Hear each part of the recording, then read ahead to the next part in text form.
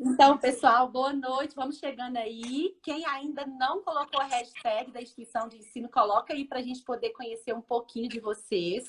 Fiquem à vontade para fazer perguntas, tá? É um bate-papo aqui entre eu e a Dani. A gente vai compartilhar com vocês algumas histórias, aprendizados, conhecimentos, experiências que a gente já vivenciou. E aí, assim, a gente chama de Dani, gente, porque a Daniele Piazzi já é conhecida pela família Workalove de Dani. A gente nem sabe falar o nome dela mais. Então, todo mundo lá na família Workalove é Dani para cá, Dani para lá. A gente tem muita sintonia, né, de pensamentos, de conexões, de valores. Vou contar para vocês um pouquinho, né, dessa história aqui. Dani, então, primeiramente, quero te agradecer imensamente por ceder seu tempo de vida em compartilhar com a gente, né, toda essa história que você vem construindo com tanto zelo, com tanto carinho da sua história profissional, esse amor que você tem, né, pela educação, pela real transformação de vidas, e que você conecta tanto, né, com o nosso propósito. Então, primeira coisa, te agradecer imensamente, né, por essa oportunidade aqui.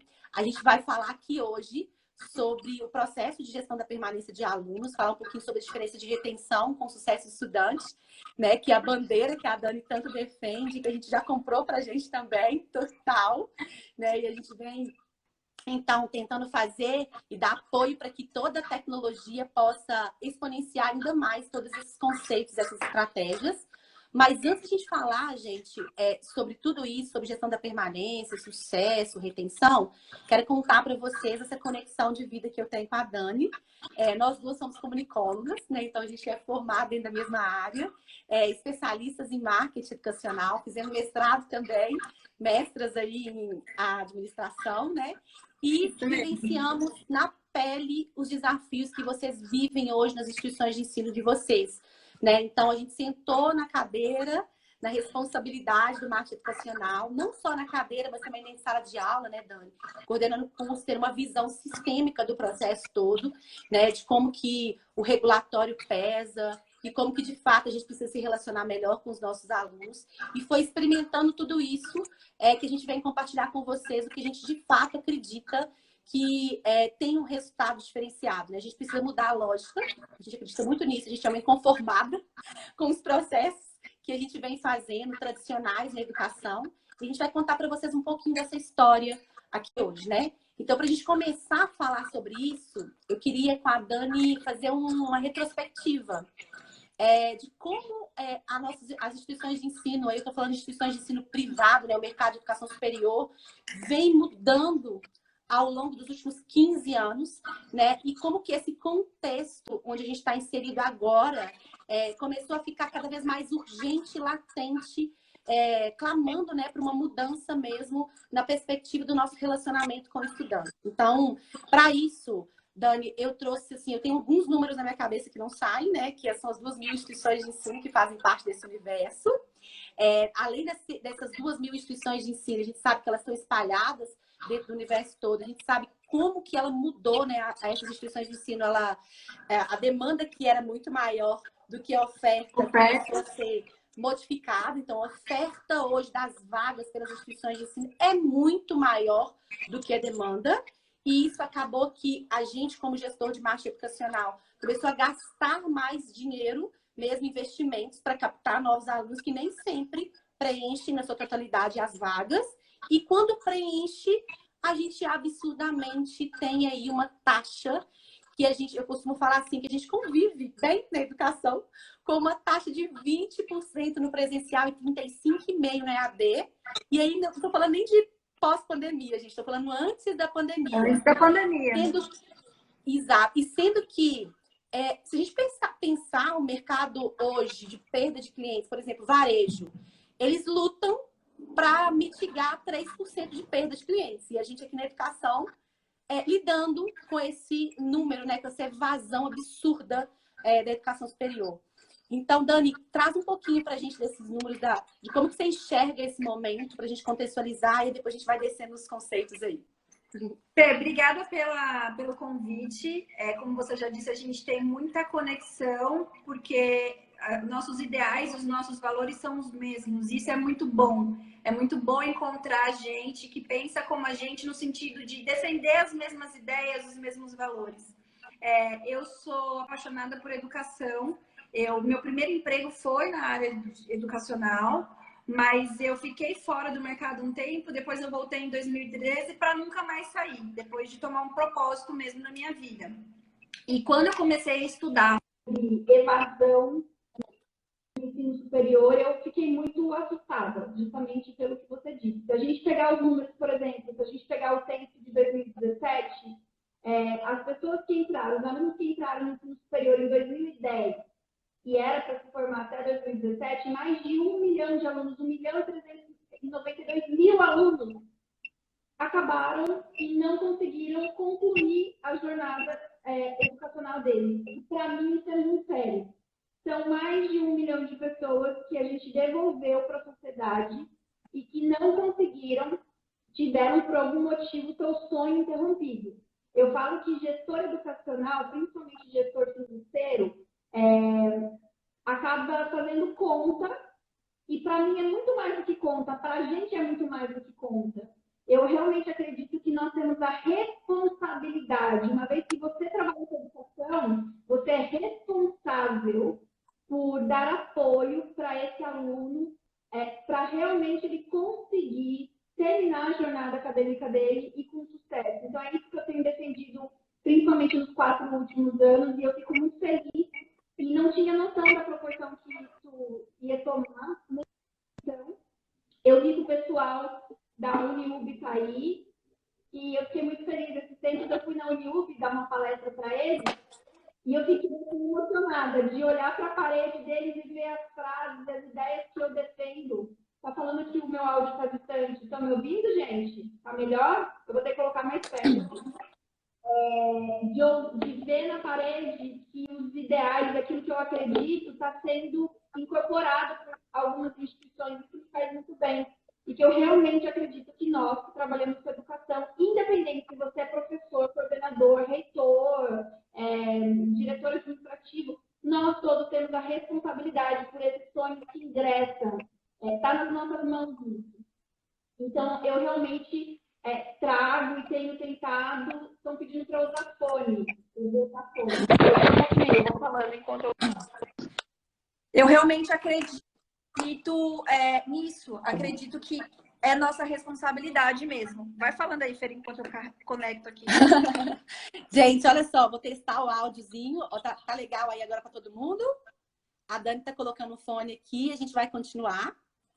A gente está falando sobre o contexto, né, que a gente vive na educação superior, os números que são completamente assustadores, né, onde a oferta é muito maior do que a demanda, a gente não consegue preencher as nossas vagas no processo de captação e a gente sofre absurdamente com o processo de evasão. E a Dani está falando que não é só a evasão do aluno, mas a evasão do sonho, né? De um aluno que não se realizou, que ele ali imprimiu tanto esforço e energia para dar certo e em algum momento teve que evadir. Então, isso de fato choca a gente como educador, porque a gente que trabalha na educação não pode ver só no aspecto financeiro, a gente tem que entender o quanto isso tem um impacto no desenvolvimento socioeconômico, na vida das pessoas, né, que tem todo um processo que envolve o processo educacional, né? É muito maior do que simplesmente a sustentabilidade financeira. Gente, eu vou ter que... Dani. Tá funcionando ou não? Tá melhor ou não? Eu vou ter que, acho que... Super legal. Porque senão eu vou ter que sair e entrar de novo. Tá bom? Tá legal. Então tá, vão me avisando aí. Então, assim, eu realmente tenho, nos últimos anos, me dedicado a defender esses ideais de que é nossa responsabilidade. Pessoas não são números, sonhos que entram na nossa instituição, nas nossas instituições, eles não podem ser tratados de qualquer maneira. Não é o sonho do aluno só, é o sonho da família do aluno. E eu realmente acredito que a gente só vai conseguir transformar a sociedade e o mundo em um lugar melhor por meio da educação. Para mim não existe outra opção, né? Outra alternativa. Então, assim, a educação realmente transforma a vida das pessoas e é por isso que a gente vem lutando nos últimos anos. E tem que mudar, né, Dani? Muitos anos que a gente viveu dentro da educação, né? A gente está dentro da instituição de ensino, a gente presenciou a urgência das prioridades sendo feita somente para atender legislação do MEC. A gente vem falando sobre isso, né?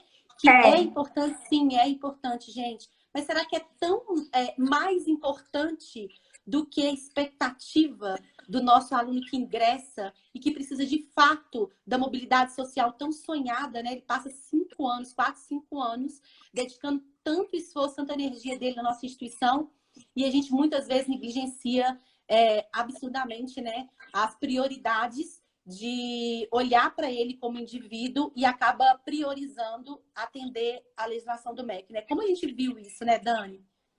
A gente costuma dizer que, eu costumo dizer que as instituições de ensino, elas viveram nos últimos anos, as de ensino superior, viveram nos últimos anos muito mais preocupadas em atender regulação. E tá tudo certo no sentido de a gente precisa cumprir regulação, né? E regulação no Brasil para o segmento educacional não é nada fácil, é desafiador.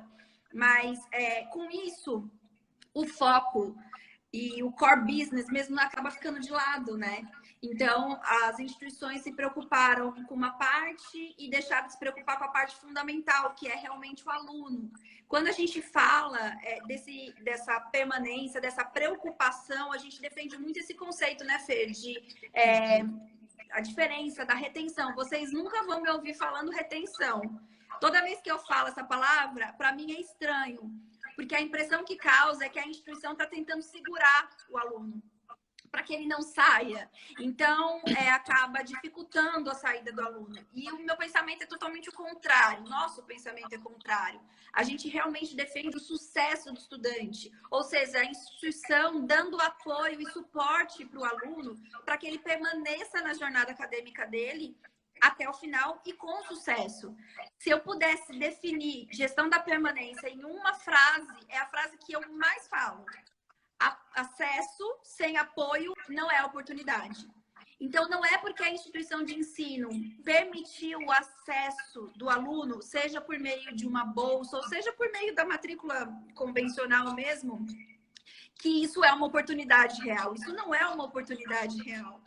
Se a instituição não der apoio para o aluno, e aí quando a gente fala apoio, é em todos os sentidos, não é só o apoio acadêmico, que é o esperado, né?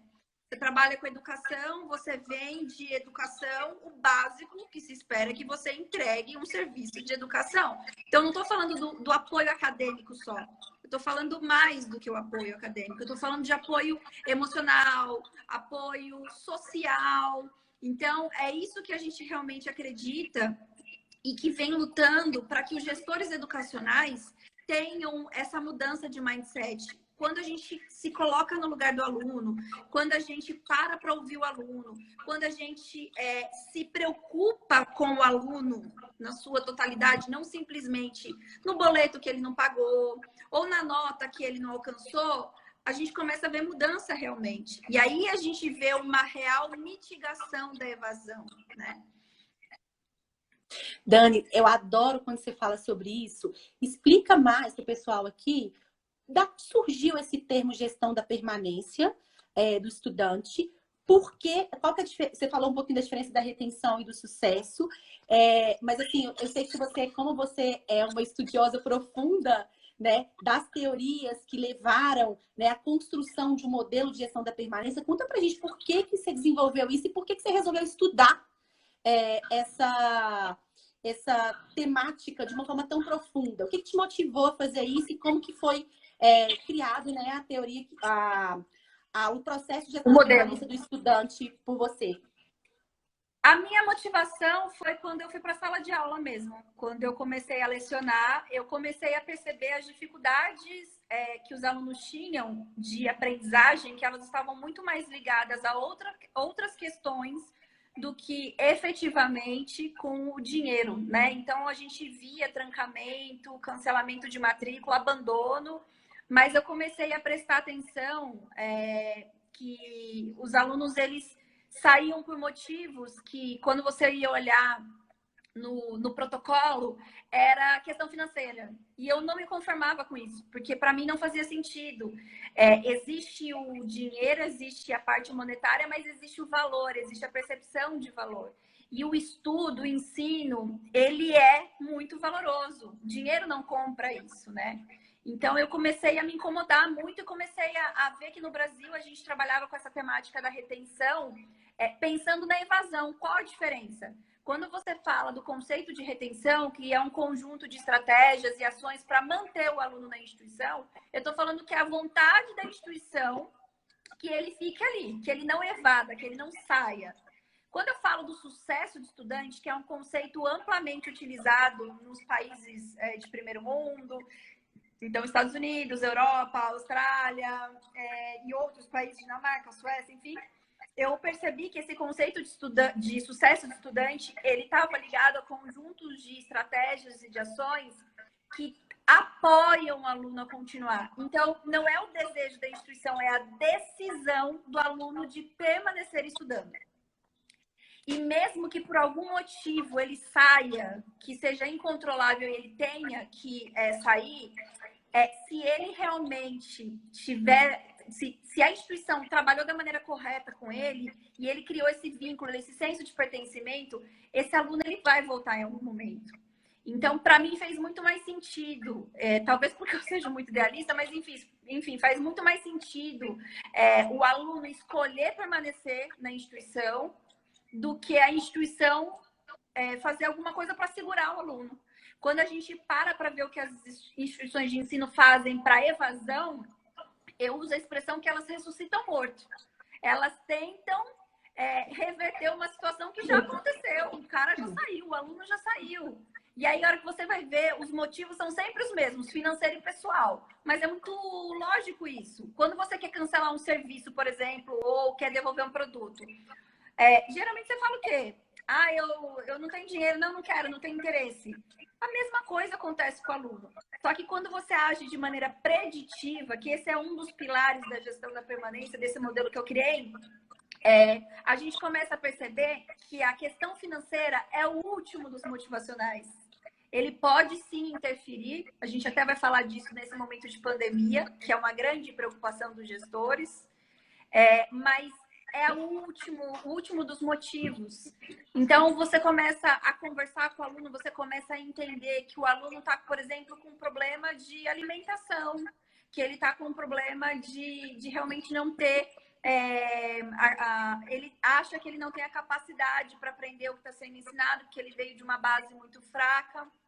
Então, são questões muito mais ligadas a questões socioeconômicas, psicossociais, que fazem com que esse aluno desista, que ele pare a faculdade, que ele desista desse sonho dele mesmo. Então, quando eu montei esse modelo, foi baseado nesse conceito de sucesso estudante e nesses 3 pilares, que é o suporte acadêmico dentro e fora da sala de aula, a experiência do aluno. Eu realmente acredito que a gente não trabalha com permanência só num setor. Para mim, tem que ter uma visão sistêmica, tem que ter uma visão integrada. A gente tem que trabalhar isso desde a venda, desde a captação. Eu tenho que orientar o aluno no curso. O aluno, quantas vezes, né, a gente já viu alunos, né, Fer, falando: eu quero fazer o curso de farmácia. Quanto custa? R$800. Não, então eu vou fazer contábeis. Ele escolhe o curso pelo preço e não pelas competências, as habilidades e pelo sonho dele. Isso acontece muito. Então, e quando acontece isso, né, Dani? A gente estava falando sobre isso, assim, quando acontece que o aluno escolhe pelo preço, ele vai sair pelo preço. Pelo preço. Ele vai sair. A escolha do aluno da instituição de ensino, ela não pode ser feita por preço ou por qualquer tipo de desconto. Porque se for essa a principal motivação dele ao escolher a sua instituição de ensino, espere a evasão. Já conte com a evasão. Porque ele não vai ficar. Ele é sensível a isso, ele vai sair também. Né? É porque a gente não conseguiu vender o valor daquilo para a vida dele. Exatamente. Eu falo sobre isso. E eu ia falar sobre uma coisa que você está falando super importante, Dani, lindo, que você explicou. Será por quê que os mantenedores, né, os gestores de instituições de ensino, eles focam tanto nesse processo, eu falo de remédio mesmo, né, da evasão, de tratar lá, como você falou, de ressuscitar defunto, e não consegue, de fato, fazer um trabalho e ter uma visão de uma forma preventiva da importância disso. Quando eu vi você falando sobre as faculdades, como que esse modelo já existe lá, não foi nenhuma invenção da cabeça só da Dani, ela estudou, existe teoria, existe muito conhecimento, muito estudo científico, com base científica de tudo isso, e existem instituições de ensino que já fazem isso há muito tempo, que inclusive dá um banho pra gente, né? Quando a gente criou a Orca-Love, por exemplo, a gente espelhou nas instituições de ensino que fazem o sucesso do estudante usando carreiras e empregabilidade como a principal ferramenta desse processo de sucesso do estudante, desde a captação, durante a jornada e pós-jornada, né? E a gente vê Harvard, MIT, Babylon, essas instituições de ensino que hoje, grande parte da receita não é vinda de mensalidades, é vinda dos próprios ex-alunos que são tão gratos por tudo que aconteceu na vida deles, que estão lá bancando essa instituição. Gente, eu acho isso genial. Eu falo, como que a gente não... Eles reconhecem não só como o ensino transformou a vida deles e apoiou, mas eles reconhecem como a instituição apoiou a jornada acadêmica deles, como as competências, as habilidades necessárias que ele precisava para poder chegar no lugar onde ele chegou foram desenvolvidas na sala de aula, fora da sala de aula. Então, eu falo que o Brasil ainda está muito atrasado. E para mim é assim, dói mesmo. Dói porque, principalmente nesse momento de pandemia, que a gente vê... Para mim, a pandemia, para todo mundo, é uma coisa horrível, péssima, mas se eu posso tentar tirar alguma lição disso tudo, é que ela está servindo, paradoxalmente, para a gente resolver questões que já deveriam ter sido resolvidas há muito tempo. Então, assim, a pandemia forçou, isso em todos os mercados, em todos os segmentos, forçou as pessoas a resolverem problemas e questões e abordarem coisas que já deveriam ter sido resolvidas. E isso, para mim, é muito claro no segmento educacional. O Brasil ainda está muito atrasado, mas ainda dá tempo, né, da gente mudar esse mindset, dos gestores mudarem essa visão ultrapassada. Quando a gente fala de gestão da permanência, a gente está falando de uma abordagem integrativa e não separada, isolada, onde o financeiro é o que impera.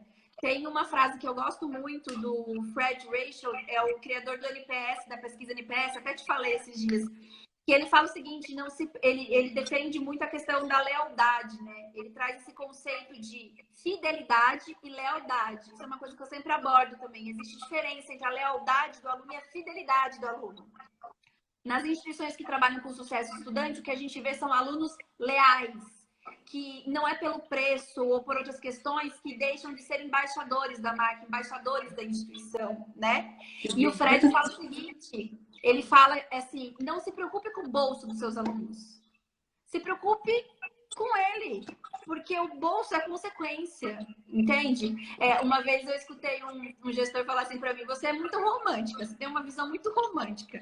E ok, eu posso ter uma visão muito romântica, mas é porque eu sempre me coloco, todo mundo consome, é consumidor de algum produto, de alguma marca. Se você se coloca para ter esse raciocínio como consumidor, é uma verdade ou não é? Você não vai ser leal a uma marca que te prestou um tipo de serviço diferenciado, que te ouviu ao invés de simplesmente te escutar por obrigação?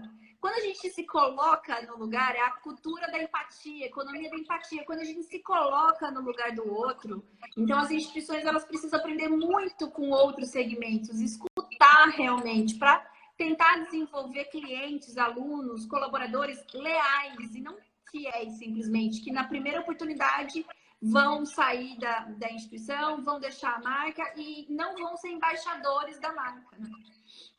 Dani, por que você acha que as instituições de ensino negligenciaram por tanto tempo o ouvir o aluno, né?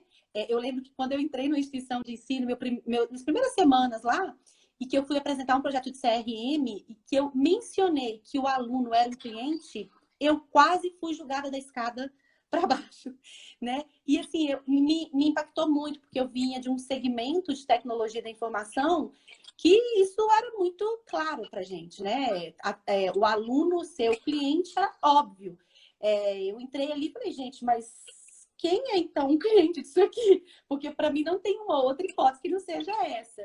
E por muitos anos eu vi essa negligência acontecer. Eu não sei se você teve essa mesma experiência, mas o que você acha que, de fato, esses mantenedores adiam tanto essa urgência de olhar o aluno sobre essa perspectiva e de priorizar investimentos que façam esse apoio ao sucesso do estudante?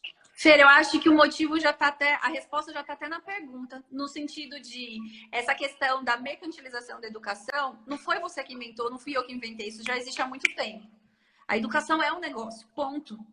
É um negócio com uma missão diferente, mas é um negócio. Você está recebendo para poder ofertar algo em troca. Tem uma troca, né? Existe essa questão comercial. Não tem como fugir disso.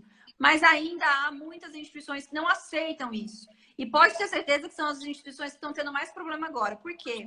Quando você não consegue enxergar o aluno, o pai do aluno, o responsável financeiro, como cliente, você justamente não escuta. Você vai ser uma instituição que vai viver para cumprir regulação. Você não vai estar focado, por exemplo, em oferecer para ele uma experiência longitudinal que seja realmente significativa. Então, eu acredito que isso exista ainda, esse paradigma exista ainda dentro dos gestores, principalmente aqueles que trabalham com educação há mais tempo. Eu sou defensora, obviamente, da educação, como eu disse para vocês, mas eu não tenho como negar que é um negócio. Então, assim, passou da hora dos gestores entenderem que em negócio, até para você ter lucro, para você ter resultado, para você ter sustentabilidade financeira, você precisa entender o seu cliente. A gente vê muito em outros segmentos, em outros mercados, a questão da experiência do usuário, a experiência do cliente, né? Esses conceitos que emergiram nos últimos anos. E a gente não aplica isso na educação. Para mim é inadmissível isso, para mim é inaceitável isso. Então, é o pudor. Eu sempre falei assim, cara, aqui tem muito pudor nisso, por que que a gente não trata o aluno como cliente, né? Eu vi essa negligência e, Dani, isso me intrigou durante vários anos que eu trabalhei dentro da educação, até eu começar a entender o histórico, né? Ver aquele histórico todo da educação, entender que a educação ela funciona para atender o senhorio, a legislação do MEC, sim, e aí isso de alguma forma conflitou em algum momento, é o que eu entendi, é o que eu consegui perceber.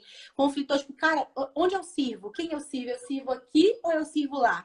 E aí eu acho que eles não conseguiram entender que dá para servir o MEC.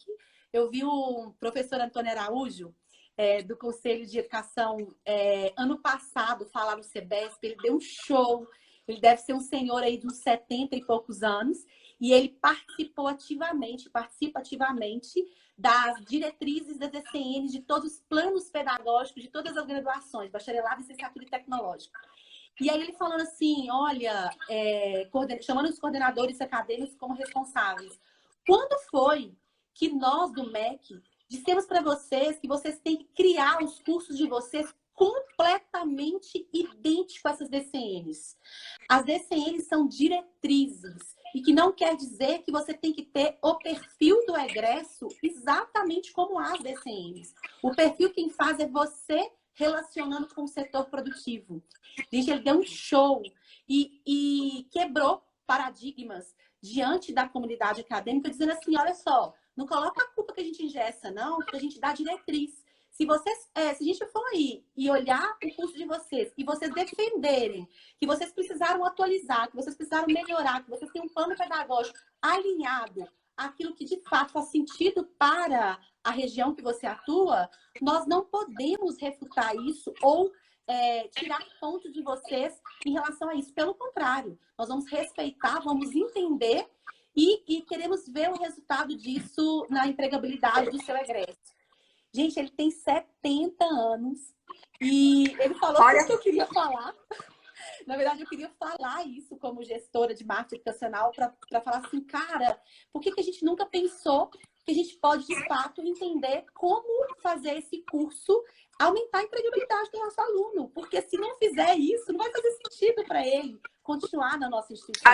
Porque ele entra aqui, e aí quando você falou de empatia, a gente usou muito grupos focais para poder entender essas dores do aluno e como que ele entra, qual a expectativa dele. E aí, quando a gente entendeu isso, a gente entendeu que a lógica estava em outro momento, que era, de fato, entender a expectativa do aluno de forma profunda. Eu achei isso, assim, fantástico, o que o professor Antônio Carlos trouxe, quebrou um paradigma na academia e nos deu, né, a chancela de que a gente pode sim mudar o produto, a gente tem sim que mudar esse produto se de fato for bom para a entregabilidade do nosso estudante, né? Eu achei isso fantástico. Não sei se você teve essa E experiência já. sobretudo, Fê, isso que você está falando casa muito com o momento que a gente está vivendo.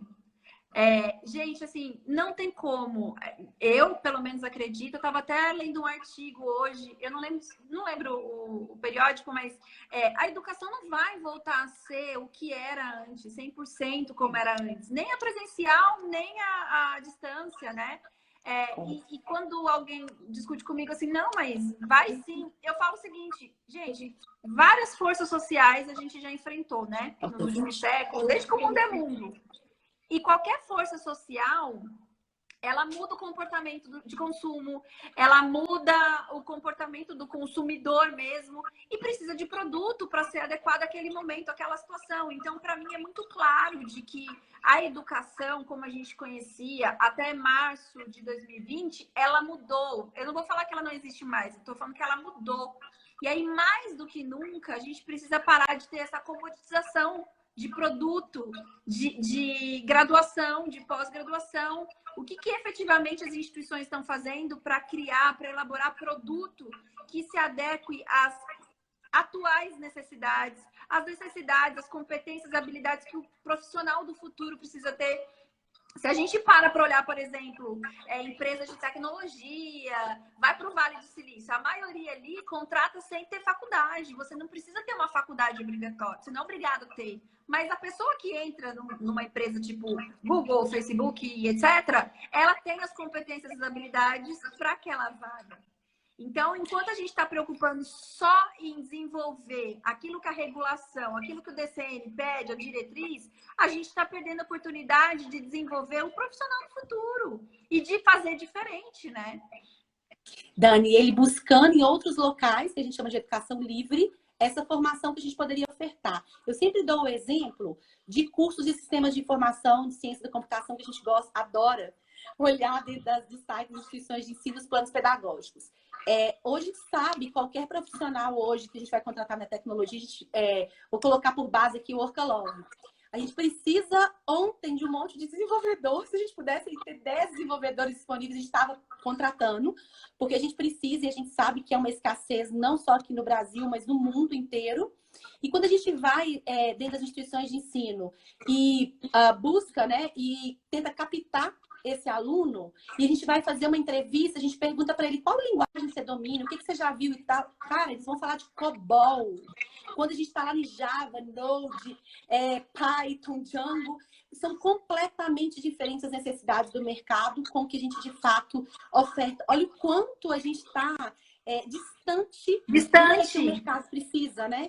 Eu fico tão preocupada com isso. Eu falo, gente, como assim? Como a gente não consegue de fato, olhar para o estudante, né, para o mercado de trabalho e fazer esses dois setores, né, conversarem, que é a educação com o mercado de trabalho. Dani, tem uma pergunta super legal aqui, olha, Lívia Torquete. O aluno escolhe a instituição pela nota no MEC?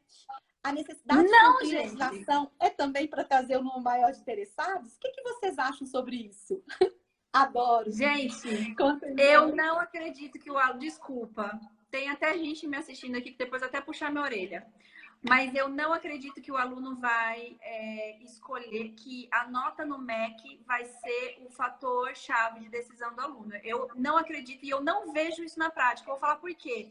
Quando a gente vai para as pesquisas, a gente começa a identificar que o aluno, ele enxerga e ele ouve o amigo, ele ouve a experiência de quem já está lá dentro. Ele tenta ter essa percepção, mesmo que ele não conheça ninguém, ele tenta ter essa percepção. Obviamente que você ter uma nota 5 no MEC é algo importante, é algo que a gente não pode dizer que é qualquer coisa. Mas desculpa, gente, quantas instituições têm nota 5 no MEC hoje? Eu não vou saber trazer aqui em dados, mas depois eu posso até levantar isso. Muitas têm, muitas têm. Então, assim, a nota 5 no MEC, e aí quando eu tô falando do conceito institucional, porque daí tem várias coisas. A gente tem o conceito de ENAD, por exemplo, que daí já é uma outra coisa, é uma outra percepção. Mas o prospect, o candidato, ele não tem nem noção do que é o ENAD ainda quando ele vai fazer a faculdade. Então, ele vai olhar a nota 5, ele não vai saber o que é conceito institucional, para ele é uma nota 5, ele não sabe nem que é de 1 a 5, na maioria das vezes. Então, o que a gente está querendo dizer com a nossa fala, que a nossa provocação, não é que a nota do MEC, não é que cumprir regulatório não é importante, mas não é isso sozinho que vai fazer com que você tenha realmente tanto uma captação quanto uma permanência de alunos. Não é. Eu vi que tem aqui um colega meu de trabalho, o Rodrigo Fagundes, não sei se ele está aqui ainda. A gente trabalhou junto na 3M. Eu falo que a 3M do Brasil foi a minha maior escola. Muito mais que a faculdade. O que a 3M me desenvolveu, eu jamais aprenderia na faculdade. E é por isso que não entra na minha cabeça como os cursos ainda estão tão distantes e as instituições estão tão distantes da questão da carreira e da empregabilidade, né? Por isso que a gente fala tanto, bate tanto nessa tecla para que os cursos e os gestores, os acadêmicos, eles possam realmente ir além do que cumprir a legislação do MEC. É realmente entregar um produto que vai fazer com que o aluno ele tenha um emprego antes de sair da faculdade, né?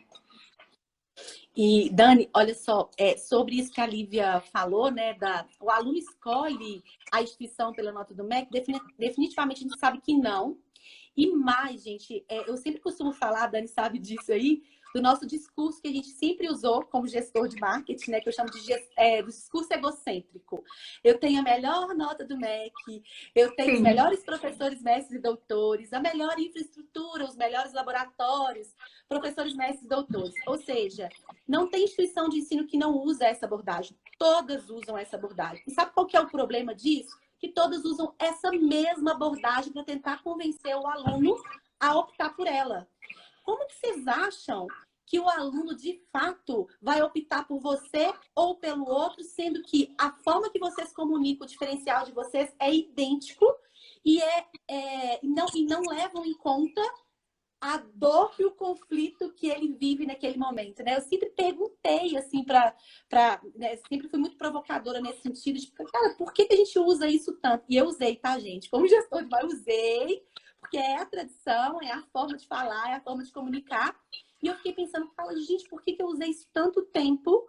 E quando a gente usa uma outra abordagem, por que dá tão mais certo uma outra abordagem, que a gente, de fato, entende a dor do aluno, como foi no caso nosso lá dentro da instituição de ensino que eu trabalhei, entender que o aluno, ele fala que ele sabe qual curso que ele quer escolher, mas, na verdade, ele não sabe.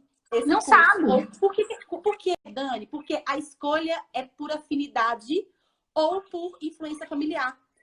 Dois fatores super rasos que, em algum momento de conflito, vai bater a dor nele e vai falar, não é isso.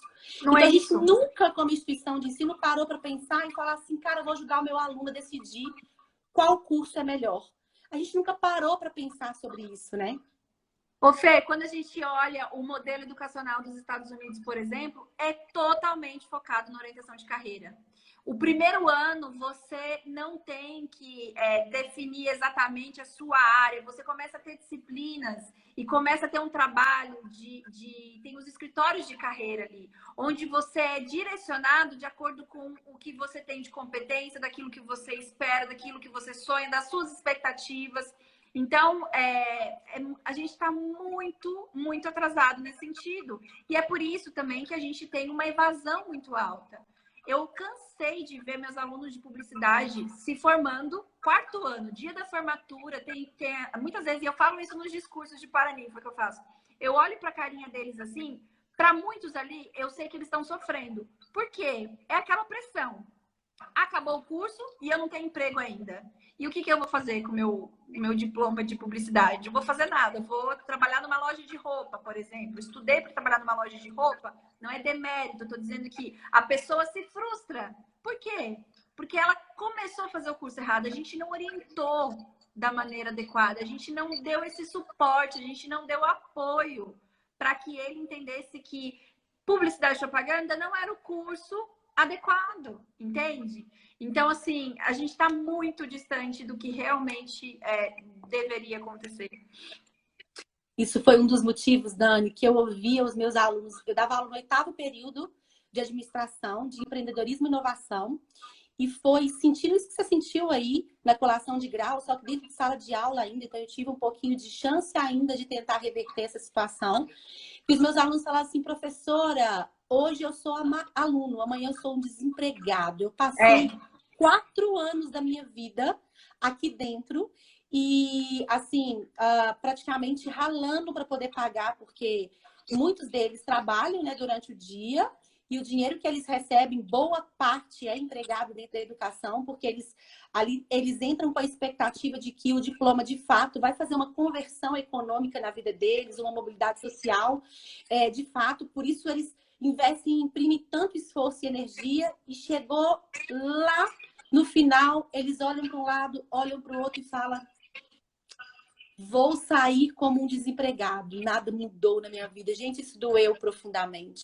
Foi isso, Dani, que me fez, de fato, parar para pensar e tentar encontrar uma forma de ajudar esse aluno a inserir no mercado de trabalho. Muitos deles não sabiam nem fazer um currículo, não sabiam se preparar para uma entrevista de emprego, não sabiam o que eram soft skills, que são as competências mais requeridas hoje pelo mercado de trabalho. O mercado de trabalho está muito mais preocupado em saber se você sabe, tem capacidade de negociação, de relacionar, de empatia, do que se você sabe gestão financeira, por exemplo. Porque a gestão financeira da própria, por exemplo, Nubank, ela prefere muito mais te formar no conhecimento técnico e na forma que ela entende a gestão financeira lá nos processos, do que simplesmente chegar engessado nesse processo, né? Dentro do recrutamento e seleção.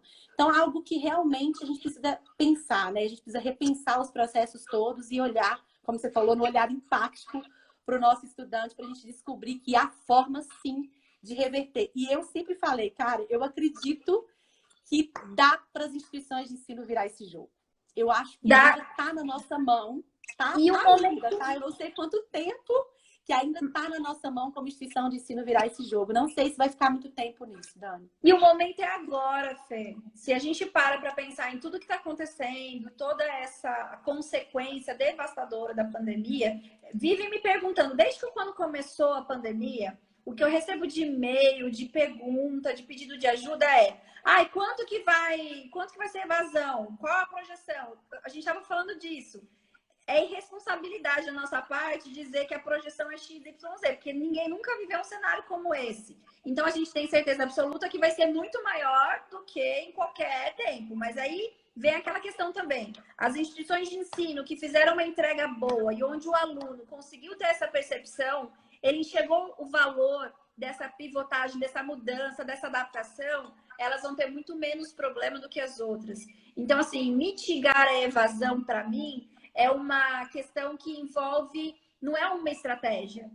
Se eu for falar de boas práticas aqui, eu tenho vários exemplos, mas eu ainda não tenho uma instituição no Brasil, pasmem. Olha que eu, assim, viajo por várias, muitas eu não atendo como consultora, mas me procuram ou me compartilham comigo mesmo. Eu ainda não consegui enxergar, existem umas promissoras aí, mas eu ainda não consegui enxergar isso funcionando na prática de maneira geral. Ou seja, eu pensando na permanência do meu aluno desde a captação, eu orientando esse aluno, pensando na carreira, na empregabilidade, dando apoio social, apoio emocional.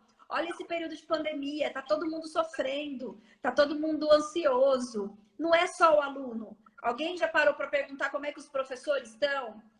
Que ações que as instituições estão fazendo com os professores para apoiar os professores? Então, existe ainda muito chão, muito caminho para ser percorrido, mas eu também acredito que esse momento de pós-pandemia vai ser a grande chance para as instituições de ensino mudarem esse mindset e realmente serem mais assertivas aí. Legal demais, Dani. A gente está chegando ao fim, gente, porque a gente tem um limite aqui, né, no Instagram, de ficar 1 hora só. E eu queria só falar sobre um dado para a gente poder fechar aqui, né? Que a revista Ensino Superior soltou essa semana, ou semana passada, não sei, dizendo a previsão das 2.000 instituições de ensino, 30% delas vão, infelizmente, fechar suas portas, né? E quantos mil alunos que vão abandonar esse sonho, Dani? Cerca de 400 mil alunos, não é isso? Acho que era isso. Exatamente, 400 mil alunos com essas portas fechadas, né? E a gente falou muito sobre as instituições de ensino pequenas vão ter campo para poder lutar nesse mercado, com esses grandes grupos educacionais que têm muito mais dinheiro, muito mais poder, nós dois temos a mesma opinião, né? Conta aí pra gente, finaliza pra gente aí, dando esse recado para as instituições de ensino que estão de pequeno porte e que não tem que desistir, não. Tem um mercadão para vocês aí nesse processo. É uma baita oportunidade. No segmento educacional, gente, a conta é simples. Diferente de outros segmentos onde se investe muito para ter ponto de contato com o consumidor, no segmento educacional a gente tem pontos de contato, tem esse contato diário e a gente consegue, sim, criar esse relacionamento, esse engajamento. Então, para a gente é muito simples. As instituições pequenas têm, sim, oportunidade, desde que elas foquem em humanidade, personalização. A instituição grande, os grandes grupos, eles fazem em escala. É diferente. Obviamente, eles vão ter condição de ofertar um preço que você não vai ter condição de ofertar. Fato. Mas se você tiver um diferencial competitivo, e o que seria esse diferencial competitivo? Não dá tempo de mudar o produto totalmente para o segundo semestre, mas dá tempo de você implementar um atendimento de excelência, essa cultura do atendimento de excelência, dá tempo de você implementar um projeto de carreira, começar a prestar atenção na carreira e na empregabilidade do seu aluno e do seu egresso. Então, existem sim alternativas, existem sim campo, mas só vão ter essa oportunidade as instituições de ensino que realmente terem essa orientação estratégica de trabalhar de maneira personalizada, de maneira humanizada, entregando um produto que é muito mais do que o básico, que é a obrigação, do que o DCN nos manda entregar, entendeu? Então, essa é a nossa opinião, é isso que a gente realmente acredita. Existe muita oportunidade, sim, na crise, na pós-pandemia. Vai ser fácil? Não vai ser fácil. Já está sendo muito desafiador, né, Fê? A gente está trabalhando que nem louco, mas se a gente realmente acredita nessa mudança que a educação pode promover, a gente tem essa responsabilidade de nos desafiarmos a realmente tentar entregar algo mais não só factível, mas o sucesso do aluno mesmo. Buscar realmente o sucesso do aluno, não simplesmente um número, não simplesmente uma matrícula. Legal demais, gente. Agradecer muito, Dani. Estamos agora nos minutos restantes desse momento. Deixar aqui aberto para vocês o canal. A Dani está aí com a gente também, gente. Se quiser mandar algum tipo de informação para ela, Dani, coloca seu e-mail aí para quem quiser mandar, né? Para você aí algum tipo de comunicação.